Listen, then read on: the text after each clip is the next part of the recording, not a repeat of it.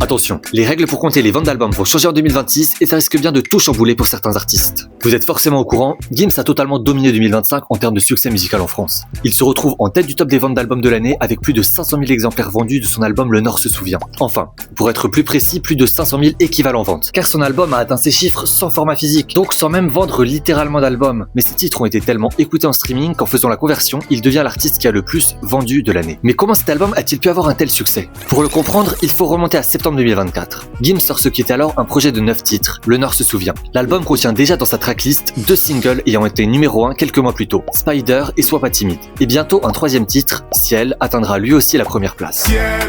Début 2025, 9 nouveaux titres sont ajoutés dans une réédition. Pourquoi 9 spécifiquement? Car pour qu'une réédition soit comptabilisée avec l'album original dans les classements, au moins 50% de ces titres doivent provenir de la version initiale. Ainsi, en ajoutant 9 nouveaux titres, les 9 titres d'origine en représentent toujours la moitié. Pendant toute l'année 2025, Gims a fait évoluer la tracklist de son album en y ajoutant de nouveaux titres au fil des mois, comme Air Force Blanche ou Parisienne. Moi je veux une parisienne. Chaque ajout d'un nouveau titre vient remplacer l'un des morceaux de la réédition. Ce roulement permet de maintenir l'album dans les classements sans enfreindre la règle des 50%. Les 9 titres d'origine représentent toujours la moitié de l'album. C'est donc avec 8 versions différentes du même album que Gims a eu l'album numéro 1 de 2025. Mais cela ne sera bientôt plus possible.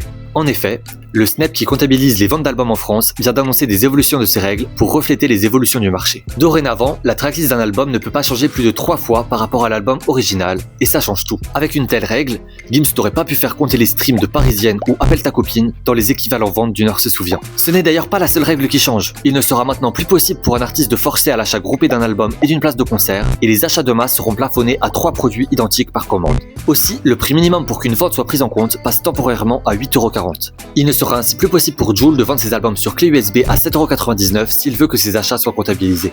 Vous en pensez quoi? C'est une bonne idée ces nouvelles règles ou il y a des choses qui vous déplaisent? Vous pensez que ça va avoir un fort impact sur les stratégies de vente des artistes en 2026?